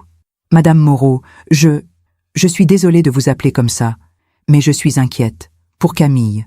Moi aussi. Qu'est-ce qui se passe ? Je n'arrive plus à la joindre. Ça fait des mois. J'ai essayé de l'appeler, de lui écrire. Elle ne répond jamais. Depuis quand ? Depuis le mariage de Julien ? Non, même avant. Depuis qu'elle a rencontré sa belle-mère. Sophie a marqué une pause. Madame Moreau, je pense que Camille est contrôlée par cette femme. Moi aussi. Vous le pensez aussi ? Oui, mais je ne peux rien faire. Elle ne veut plus me parler. Moi non plus. Nous sommes restées silencieuses un moment. Sophie, est-ce que vous avez remarqué des changements chez Camille ? Oui, beaucoup. Lesquels ? Elle est devenue éteinte. Avant, elle riait tout le temps. Elle était pleine de vie. Maintenant, quand je l'ai croisée par hasard il y a quelques semaines, elle avait l'air vidée. Vidée ? Oui, comme si elle n'était plus vraiment là, comme si elle jouait un rôle. J'ai senti les larmes monter. Où l'avez-vous croisée ? Dans un supermarché, avec Louise. Je lui ai parlé. Elle a été froide, distante. Elle m'a dit qu'elle devait partir, que Julien l'attendait. C'est tout ? Non. Avant de partir, elle m'a regardée et... Sophie s'est arrêtée, la voix brisée. Et quoi? Et j'ai vu dans ses yeux qu'elle voulait me dire quelque chose. Mais elle ne pouvait pas. Pourquoi? Je ne sais pas. Peut-être parce qu'elle avait peur, ou parce qu'elle ne savait plus comment demander de l'aide. Nous avons parlé encore quelques minutes. Puis Sophie m'a dit, « Madame Moreau, si Camille vous contacte un jour, dites-lui que je suis là, que je l'attends, que je ne la juge pas. Je lui dirai. Merci. » Elle a raccroché. Je suis restée assise, le téléphone à la main. Tout se confirmait. Camille était isolée, contrôlée, vidée de sa substance. Et moi, je ne pouvais rien faire, rien, sauf attendre. Attendre qu'elle se réveille, attendre qu'elle comprenne, attendre qu'elle ait le courage de partir. Mais combien de temps cela prendrait-il? Des mois? Des années? Peut-être jamais? Cette nuit-là, j'ai ouvert le tiroir de mon bureau. J'ai sorti la lettre de mon père. Je l'ai relue. La vie te mettra à l'épreuve. Les gens te décevront, même ceux que tu aimes le plus. Mais n'oublie jamais qui tu es. N'oublie jamais ta dignité. J'ai serré la lettre contre mon cœur. Papa, j'essaie de tenir. Mais c'est si dur. Dehors, la pluie commençait à tomber. Une pluie d'automne, froide, obstinée. Et moi, dans ce salon vide, je me suis dit que la vie ressemblait à cette pluie. Elle tombait, parfois doucement, parfois violemment, mais toujours, elle finissait par laver, par purifier, par faire pousser. Et peut-être qu'un jour, cette pluie laverait aussi la douleur de ma fille, et elle reviendrait, ou pas. Mais au moins, j'aurais tenu, avec dignité, jusqu'au bout.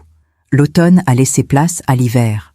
Les jours ont raccourci, les nuits se sont allongées, Paris s'est couvert de gris. Et moi, j'ai continué, un jour après l'autre, sans nouvelles de Camille, sans nouvelles de Louise, juste le silence. Ce silence qui, avec le temps, était devenu presque supportable. Presque. Noël approchait. Les rues se paraient de lumière. Les vitrines scintillaient. Les gens couraient acheter des cadeaux. Moi, je regardais tout ça de loin, comme une spectatrice de ma propre vie. Le 20 décembre, Madame Bernier m'a invitée à déjeuner. « Élise, tu ne vas pas passer Noël seule. Viens chez moi. Ma fille et mes petits-enfants seront là. »« C'est gentil, Madame Bernier, mais je préfère rester chez moi.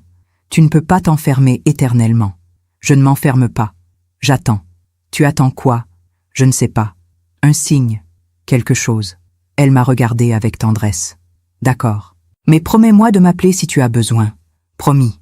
Le 23 décembre, en fin d'après-midi, mon téléphone a sonné. Un numéro inconnu. J'ai failli ne pas répondre. Mais quelque chose m'a poussé à décrocher. « Allô ? Madame Moreau ?» Une voix d'homme, grave, formelle. « Oui, je suis maître Duval, avocat. Je vous appelle au sujet de votre fille, Camille Moreau-Dufresne. » Mon cœur s'est arrêté. Qu'est-ce qui s'est passé? Elle va bien? Elle va... physiquement, oui, mais elle a besoin de vous. Besoin de moi? Oui, elle souhaite vous voir. De toute urgence. Pouvez-vous venir à mon cabinet demain matin? 10 heures? Demain? Oui, bien sûr. Mais qu'est-ce qui se passe? Je préfère que ce soit elle qui vous explique. Il m'a donné l'adresse. Un cabinet dans le 8e arrondissement. Madame Moreau, venez seule, s'il vous plaît. C'est important. D'accord. J'ai raccroché, les mains tremblantes. Cette nuit-là, je n'ai pas dormi. 1000 scénarios tournaient dans ma tête. Camille était malade? Elle avait eu un accident? Elle voulait divorcer? Elle était en danger? Le lendemain matin, j'étais devant le cabinet à 9h45. Trop tôt. J'ai fait les 100 pas devant l'immeuble. À 10h pile, je suis entrée. Un ascenseur. 3e étage. Une secrétaire m'a accueillie. « Madame Moreau, Maître Duval vous attend. » Elle m'a conduite dans un bureau élégant. Bibliothèque en bois sombre, fauteuils en cuir. Vue sur les toits de Paris. Un homme d'une 50aine d'années s'est levé. « Madame Moreau, merci d'être venue. Bonjour, maître. Asseyez-vous, je vous en prie. » Je me suis assise, le cœur battant. « Où est Camille ? » Elle arrive. Elle voulait que je vous parle d'abord. Il s'est assis en face de moi. « Madame Moreau, votre fille est venue me voir il y a 3 jours. Elle souhaite entamer une procédure de divorce. » Le monde a basculé. Un divorce? Oui. Mais pourquoi? Qu'est-ce qui s'est passé? Je pense qu'il vaut mieux qu'elle vous l'explique elle-même.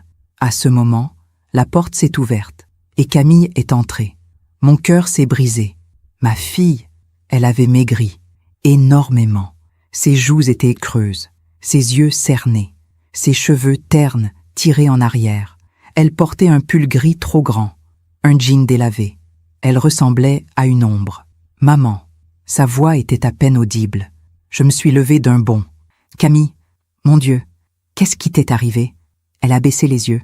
Je peux te parler? Bien sûr, bien sûr. Maître Duval s'est levé. Je vous laisse. Prenez votre temps. Il est sorti, refermant la porte derrière lui. Nous sommes restés debout, face à face, puis Camille a éclaté en sanglots. Je l'ai serrée dans mes bras, fort. Elle tremblait. Tout son corps tremblait. « Maman, pardon, pardon, pardon. » Chut, ça va, je suis là. J'ai été tellement... Elle n'arrivait pas à finir ses phrases. Je l'ai guidée vers un fauteuil. Nous nous sommes assises côte à côte. J'ai attendu qu'elle se calme. Puis, doucement, elle a commencé à parler. « Maman, tu avais raison. Pour tout. » Raison sur quoi? Sur Véronique, sur Julien, sur tout. Elle a essuyé ses larmes avec le dos de sa main. Après ce dîner, le dîner où tu es parti, Véronique m'a dit que c'était mieux comme ça, que tu étais toxique, que tu me manipulais. Camille, et je l'ai cru, parce que je voulais croire que tout était de ta faute, que si tu disparaissais, tout irait bien. Elle a secoué la tête. Mais ça n'a pas été mieux. Ça a été pire. Comment ça? Véronique, elle a commencé à tout contrôler. Elle me disait comment m'habiller, comment éduquer Louise, quoi manger, quoi dire. Mon Dieu. Elle me faisait des remarques constantes sur mon poids, sur mes cheveux, sur mes vêtements, devant Julien, devant ses amis. Camille a baissé la voix. Et Julien, il ne disait rien. Jamais. Il la laissait faire? Oui. Pire. Il prenait son parti. Quand je protestais, il me disait que j'étais trop sensible, que sa mère voulait juste m'aider. J'ai senti la colère monter. C'est pour ça que tu as démissionné? Elle m'a regardée, surprise. Tu es au courant? Oui. Elle m'a dit que je devais arrêter de travailler, que j'étais une mauvaise mère, que Louise souffrait de mes absences. C'est faux? Je sais. Maintenant je sais. Mais à l'époque, j'ai cru. J'ai démissionné. Elle a fermé les yeux. Et après ça, j'ai perdu toute indépendance. Tout l'argent venait de Julien, donc de Véronique. Elle t'a piégé. Oui, Camille a inspiré profondément. Maman, pendant des mois, j'ai essayé d'être parfaite, de faire tout ce qu'elle voulait, mais ce n'était jamais assez. Elle trouvait toujours quelque chose à critiquer. Et Louise? Camille s'est remise à pleurer. Louise a commencé à avoir peur d'elle. Véronique était dure avec elle. Elle lui disait qu'elle était capricieuse, qu'elle devait apprendre à obéir. Comment peux-tu accepter ça? Je n'ai pas accepté. Camille a haussé le ton. C'est pour ça que je suis là. Elle a essuyé ses larmes rageusement. Il y a une semaine, Véronique a giflé Louise. Mon sang s'est glacé. Quoi? Louise avait renversé un verre de jus d'orange, par accident, et Véronique, elle l'a giflé, fort. Mon Dieu. Louise a pleuré, elle a crié, elle a appelé Mamie Élise. Camille m'a regardé, les yeux rouges. Et c'est là que j'ai compris. Compris quoi? Que j'étais en train de reproduire ce que tu avais vécu, cette humiliation, cette soumission. Sauf que cette fois, ce n'était pas seulement moi qui souffrais. C'était ma fille. Elle a pris ma main. Et je me suis souvenu de toi, de ce jour où tu es revenu avec le titre de propriété, de ta dignité, de ton courage. Les larmes coulaient sur ses joues. Tu as défendu ta dignité. Moi, je n'ai même pas défendu ma propre fille. Qu'est-ce qui s'est passé après? J'ai pris Louise et je suis partie. Partie où? Chez Sophie, mon amie, celle qui m'avait appelé des centaines de fois. Elle t'a accueilli? Oui, sans poser de questions, sans me juger. Camille a serré ma main. Et là, elle m'a montré tous les messages qu'elle m'avait envoyés. Tous ceux que je n'avais jamais lus parce que Julien avait accès à mon téléphone. Il lisait tes messages? Oui. Véronique lui avait dit de le faire, pour me protéger des mauvaises influences. J'ai fermé les yeux. Camille, maman, j'ai été aveugle. Tellement aveugle. Non, tu as été manipulée. J'aurais dû t'écouter. J'aurais dû te défendre ce soir-là. C'est fini maintenant? Non, ce n'est pas fini. Elle a redressé les épaules. Julien et Véronique me menacent. Ils disent que si je divorce, Ils vont demander la garde de Louise, qu'ils vont prouver que je suis une mauvaise mère, instable. Ils ne peuvent pas faire ça. Si, Véronique connaît des juges, des avocats, elle a de l'argent, du pouvoir. Et alors, je me suis levée. Et alors, ils peuvent se battre. Mais nous aussi. Nous? Oui, nous, toi, moi, et Maître Duval. J'ai pris le visage de Camille entre mes mains. Ma chérie, tu n'es plus seule. Tu ne l'as jamais été. Elle a éclaté en sanglots encore une fois. Je ne mérite pas ton pardon. Tu es ma fille. Tu n'as pas besoin de mériter mon pardon. Tu l'as déjà. Nous nous sommes serrés l'une contre l'autre pendant de longues minutes, puis Maître Duval est revenu. Mesdames, je suis désolée d'interrompre, mais nous devons parler stratégie. Nous nous sommes assises. Madame Moreau, il s'est tourné vers moi. Votre fille m'a parlé de vous, de votre salon. Mon salon? Oui, celui qui vous appartient depuis 3 générations. Oui. Et alors? Camille m'a dit que Julien et sa mère prétendaient que ce salon appartenait à la famille Dufresne, qu'ils l'avaient investi, qu'ils y organisaient des événements. C'est faux, ce salon est à moi. Vous avez les documents? Oui, tous. Parfait. Parce que si Camille obtient le divorce, elle pourra demander une pension alimentaire. Et prouver que la famille Dufresne n'a aucun droit sur vos biens sera crucial. Il a ouvert un dossier. J'ai aussi besoin de témoignages. Des gens qui ont vu comment Madame Dufresne traitait Camille. J'ai des noms, j'ai dit. Des anciennes collègues, des amis, des voisins. Excellent. Il s'est tourné vers Camille. Madame, vous allez devoir être forte. Cette procédure va être difficile. Ils vont essayer de vous déstabiliser, de vous faire passer pour folle, instable. Je sais, mais vous avez un avantage. Lequel? Vous avez la vérité. Et vous avez votre mère. Il m'a regardé. Madame Moreau, votre témoignage sera décisif. Vous avez vécu la même chose. Vous avez résisté. Vous êtes crédible. J'ai hoché la tête. Je ferai tout ce qui est nécessaire. Nous avons parlé encore 1 heure. De la procédure, des délais, des risques. Puis Camille et moi sommes sortis ensemble. Dehors, il neigeait. De gros flocons blancs tombaient doucement sur Paris. Camille a levé les yeux vers le ciel. « Maman, où est-ce qu'on va maintenant? On rentre chez nous. » « Chez nous? Oui, au salon, à l'appartement, là où tu as grandi. Mais Louise est chez Sophie? Oui. Alors va la chercher. Et ramenez vos affaires. Vous habitez avec moi maintenant. Maman, pas de discussion. C'est chez toi. Ça l'a toujours été. Camille m'a serré dans ses bras. Merci. Ne me remercie pas. Protège ta fille. C'est tout ce qui compte. Nous nous sommes séparés. Camille est partie chercher Louise. Moi, je suis rentrée préparer l'appartement. J'ai ouvert la chambre de Camille, celle qui n'avait pas changé depuis son départ. Son lit, son bureau, ses livres, tout était là, comme si elle n'était jamais partie. J'ai ouvert les fenêtres pour aérer. Puis, j'ai préparé du thé, et j'ai attendu. 2 heures plus tard, la porte s'est ouverte. « Mamie !» Louise a couru vers moi. Je l'ai soulevée dans mes bras. « Mon trésor, tu m'as tellement manqué. Toi aussi, mamie. » Je l'ai serrée fort, si fort. Camille est entrée derrière elle, 2 valises à la main. Elle avait l'air épuisée, mais apaisée. « Bienvenue à la maison », j'ai dit. Elle a souri, un vrai sourire, pour la première fois depuis des mois. Ce soir-là, nous avons dîné toutes les 3. Une soupe, du pain, du fromage. Rien de compliqué. Mais c'était le plus beau repas de ma vie. Louise racontait son école, ses amis, ses dessins.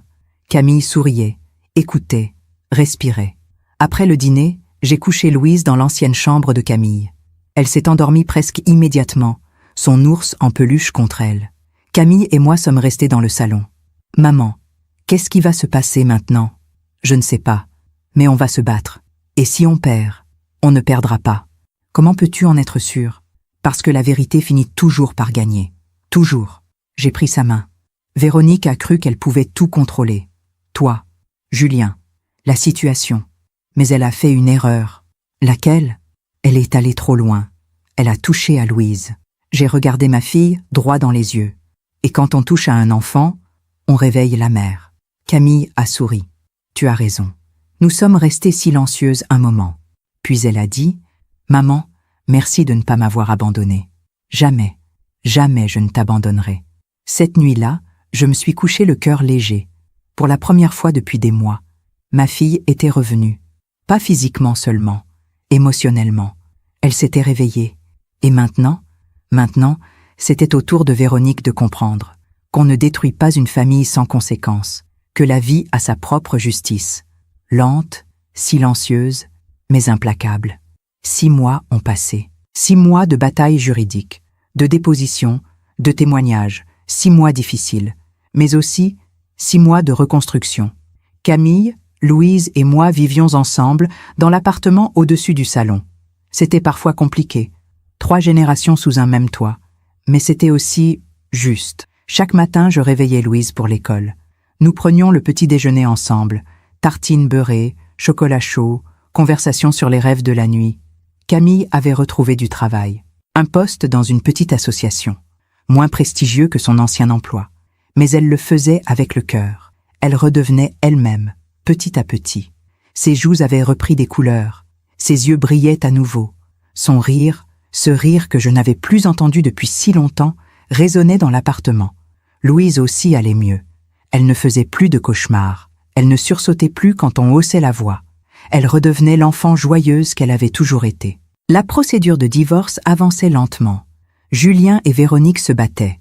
Évidemment, ils avaient engagé les meilleurs avocats, mobilisé leurs relations, fait pression. Mais Maître Duval était excellent. Et surtout, nous avions la vérité de notre côté. Les témoignages s'accumulaient. Sophie avait témoigné. Des anciennes collègues de Camille aussi. Madame Bernier, Marguerite, même Claire. Tous racontèrent la même chose. Le changement radical de Camille après son mariage. Son isolement progressif, sa soumission et l'emprise évidente de Véronique sur toute la famille. En mars, il y a eu une audience importante. Nous devions toutes les deux témoigner, Camille et moi. J'étais nerveuse, terriblement nerveuse. Mais Camille m'avait dit la veille, « Maman, dis juste la vérité. C'est tout ce qu'on te demande. » Le jour de l'audience, nous sommes arrivés au tribunal ensemble. Maître Duval nous attendait. « Courage, mesdames. Soyez calmes, soyez dignes. » Nous sommes entrés dans la salle. C'était une grande pièce froide. Boiserie sombre, lumière grise. Julien était là, avec ses avocats. Véronique aussi. Elle était assise au premier rang, droite comme un piquet, vêtue d'un tailleur noir. Quand nos regards se sont croisés, elle m'a fixé avec ce mépris que je connaissais trop bien. Mais cette fois, je n'ai pas baissé les yeux. Je l'ai regardée, calmement. Et j'ai vu quelque chose que je n'avais jamais vu auparavant, de l'inquiétude. Elle sentait que les choses lui échappaient. L'audience a commencé. Camille a témoigné en premier. Elle a raconté tout, les humiliations, le contrôle, l'isolement, la gifle à Louise. Sa voix tremblait parfois, mais elle tenait bon. Les avocats de Julien ont essayé de la déstabiliser. « Madame, n'est-il pas vrai que vous souffriez de dépression ? Non. Que vous aviez des antécédents de comportement instable ? Non. Que vous avez quitté votre mari sans raison valable ? J'ai quitté mon mari parce que sa mère a frappé ma fille. C'est une raison plus que valable. » Le juge a pris des notes. Puis ce fut mon tour. On m'a appelé à la barre. J'ai juré de dire la vérité. Et j'ai parlé. J'ai raconté le dîner d'anniversaire de Louise, le café, l'insulte, le silence de Camille, mon départ du salon avec le titre de propriété, puis le dîner piège chez Véronique, l'humiliation, le déni collectif. J'ai raconté les mois de silence, l'isolement de Camille, sa démission forcée. J'ai raconté tout, sans colère, sans haine, juste les faits. L'avocat de Julien s'est levé. « Madame Moreau, n'est-il pas vrai que vous avez toujours été jalouse de la famille Dufresne ? Non. Que vous ne supportiez pas que votre fille ait une vie meilleure que la vôtre ? Ma fille n'avait pas une vie meilleure. Elle avait une vie contrôlée. Vous prétendez que Madame Dufresne vous a insulté. Pourtant, personne n'a confirmé vos dires, parce que tout le monde avait peur d'elle. Comme ma fille. Vous accusez Madame Dufresne sans preuve. J'ai la preuve de ce que j'ai vécu, et la preuve de ce que ma fille a vécu. J'ai regardé le juge. Monsieur le juge, je ne suis pas ici pour me venger. Je suis ici pour protéger ma petite fille, pour que ce qu'elle a vécu ne se reproduise plus jamais. Le juge a hoché la tête. Merci, Madame Moreau. Je suis retournée m'asseoir. Camille m'a serré la main. Tu as été parfaite, elle a murmuré. Puis ce fut au tour de Véronique de témoigner. Elle s'est levée, impeccable, confiante. Elle a tout nié.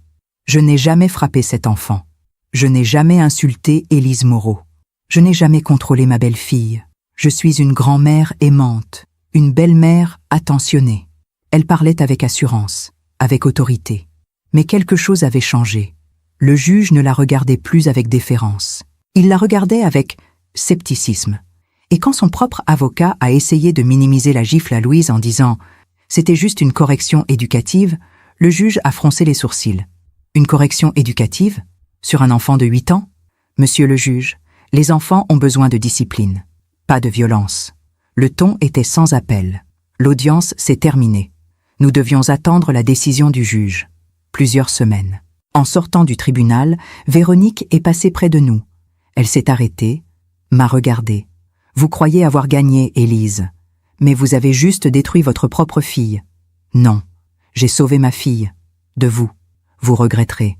Non, c'est vous qui regrettez déjà. Elle a eu un mouvement de recul, imperceptible. Mais j'ai vu. Puis elle est partie. Julien derrière elle. Camille m'a pris le bras. Viens, maman, rentrons. Les semaines d'attente ont été longues. Nous vivions dans une sorte de suspension. Mais nous étions ensemble. Et c'était déjà beaucoup. Un soir d'avril, Louise et moi faisions ses devoirs à la table de la cuisine. Elle dessinait une maison, avec des fleurs et 3 personnages. C'est qui, ma puce? C'est toi, maman, et moi. Et c'est où? Ici, chez nous. Elle a levé les yeux vers moi. Mamie, on va rester ici pour toujours? Tu veux rester ici? Oui, j'aime bien être avec toi. Mon cœur s'est gonflé. Alors on restera, aussi longtemps que tu voudras. Elle a souri et a continué son dessin. Plus tard, quand Louise dormait, Camille et moi avons parlé. Maman, je me demande parfois si tout ça en vaut la peine. Qu'est-ce qui te fait douter? La bataille, le procès, les avocats. Elle a soupiré. Parfois, je me dis que j'aurais pu juste partir, tout quitter, recommencer ailleurs. C'est ce que tu voulais faire? Je ne sais pas. Peut-être. Camille, regarde-moi. Elle a levé les yeux. Tu ne te bats pas juste pour toi. Tu te bats pour Louise, pour qu'elle grandisse en sachant qu'on ne doit jamais accepter d'être maltraitée, que la dignité n'est pas négociable. Comme tu me l'as montré. Oui, comme ma mère me l'a montré, et comme sa mère avant elle. J'ai pris sa main. Nous sommes une lignée de femmes fortes, Camille. Nous plions parfois, mais nous ne rompons pas. Elle a souri. Tu as raison. Au début du mois de mai, Maître Duval nous a appelés. Mesdames, le juge a rendu sa décision. Mon cœur s'est emballé. Et le divorce est prononcé aux torts exclusifs de Julien Dufresne. Camille a poussé un cri de soulagement. La garde de Louise est confiée à Camille. Julien aura un droit de visite surveillé. Surveillé? Oui. Le juge a estimé que la famille Dufresne présentait un risque pour l'équilibre de l'enfant. Et la pension? Julien devra verser une pension alimentaire conséquente. Le juge a aussi ordonné qu'il rembourse les sommes que Camille avait investies dans leur vie commune. C'est fini? C'est fini? Vous avez gagné? Nous avons pleuré. De joie, de soulagement, d'épuisement. C'était terminé. Le lendemain, nous avons organisé une petite fête. Juste nous 3. Plus Madame Bernier, Sophie et quelques proches. Nous avons mangé, ri, célébré. Louise ne comprenait pas tout, mais elle voyait que sa mère souriait. Et ça lui suffisait. En fin de soirée, quand les invités sont partis, j'ai sorti une bouteille de champagne que j'avais gardée depuis des années. Camille et moi, nous sommes assises sur le balcon. La nuit était douce. Paris scintillait en contrebas. « Maman, est-ce que tu as des nouvelles de Véronique ?»« Non. Pourquoi ?» Sophie m'a dit qu'elle l'avait croisée la semaine dernière, au marché. Et elle avait l'air vieille, fatigue, seule. Camille a bu une gorgée de champagne. Sophie a dit qu'elle portait des sacs lourds, qu'elle avait du mal à marcher, que personne ne l'aidait. Où était Julien? Je ne sais pas. Apparemment, ils se parlent à peine. Le jugement l'a humilié. Il lui en veut.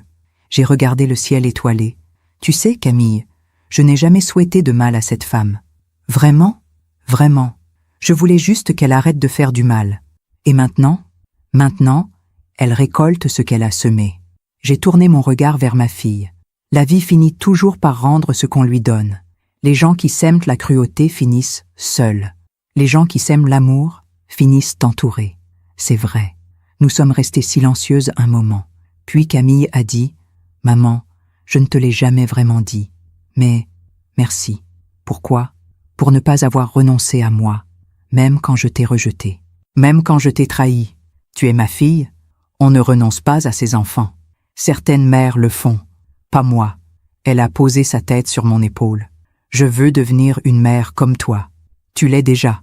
Nous sommes restés là, toutes les deux, regardant la ville dormir, et j'ai pensé à tout ce chemin parcouru, à cette femme humiliée lors d'un anniversaire d'enfant, à cette grand-mère qu'on avait voulu effacer, à cette mère qui avait perdu sa fille pendant des mois. Et maintenant j'étais là, entière, debout, avec ma fille, ma petite fille, ma famille. Les semaines suivantes, nous avons appris des choses, par des connaissances communes, par des rumeurs. Julien avait quitté l'entreprise où il travaillait, celle où sa mère l'avait placé. Il avait rompu les ponts avec Véronique. Il vivait seul maintenant, dans un petit appartement, loin du prestige d'avant. Véronique, elle, s'était retirée. Elle ne sortait plus, ne voyait plus personne. Ses anciennes amies l'avaient abandonnée, une par une, parce qu'elles avaient compris qui elle était vraiment. Une femme qui contrôlait, qui manipulait, qui détruisait, et personne ne voulait plus être près d'elle. Elle était seule, complètement seule, dans son grand appartement du 7e arrondissement, avec ses meubles Louis XVI, ses tableaux, ses perles noires, tout ce luxe qui ne servait à rien, parce qu'il n'y avait personne pour le partager. Un jour de juin, Madame Bernier m'a raconté quelque chose. « Élise, tu te souviens de mon amie qui travaille dans le milieu juridique ?»« Oui. Elle m'a dit qu'elle avait croisé Véronique dans un couloir de tribunal. Pourquoi faire?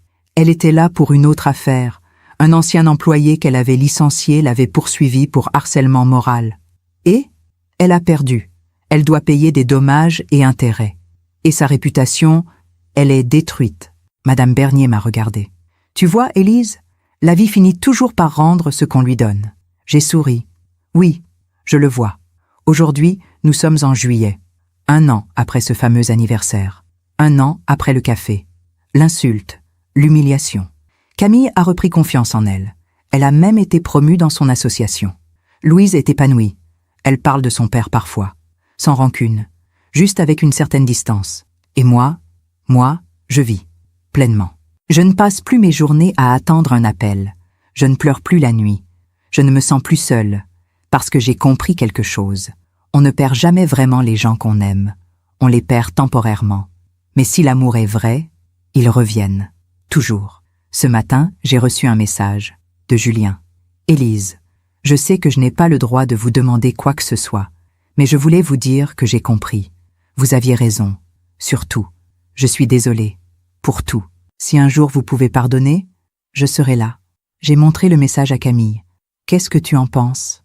Je pense qu'il a compris. Trop tard. Mais il a compris. Tu vas lui répondre ? Non. Pas maintenant. Peut-être un jour. Pour Louise. Mais pas maintenant. C'est ton choix. Elle a souri. Oui, mon choix. Ce soir, nous sommes toutes les 3 sur le balcon. Louise dessine. Camille lit. Moi, je regarde le ciel. Et je pense à vous. À toutes ces personnes qui m'écoutent. À toutes ces femmes qui vivent des situations similaires. Qui se font humilier. Qui se taisent. Qui perdent leur dignité petit à petit. Je veux que vous sachiez quelque chose. Vous n'êtes pas seule. Vous n'êtes pas folle. Et vous méritez le respect. Si mon histoire aide ne serait-ce qu'une femme à ouvrir les yeux, alors tout cela aura eu un sens. Parce que la vie nous apprend toujours. Elle nous apprend que le silence n'est pas la paix. Que la soumission n'est pas l'amour. Que la dignité ne se négocie pas. Et surtout, elle nous apprend que ceux qui sèment la cruauté finissent toujours par récolter la solitude, tandis que ceux qui sèment l'amour récoltent la vie. Je touche ma broche en argent, celle que mon père m'a offerte il y a 53 ans. Tiens-toi droite, Élise, toujours. Oui, papa, je me tiens droite, et je continuerai, toujours. Merci de m'avoir écouté jusqu'au bout. Si cette histoire a touché votre cœur, abonnez-vous et activez la cloche pour entendre d'autres femmes qui ont transformé la douleur en sagesse. Chaque jour, une femme, une leçon de vie. Partagez cette histoire avec quelqu'un que vous aimez. Parfois, une histoire change toute une journée. Que Dieu vous bénisse et à très bientôt.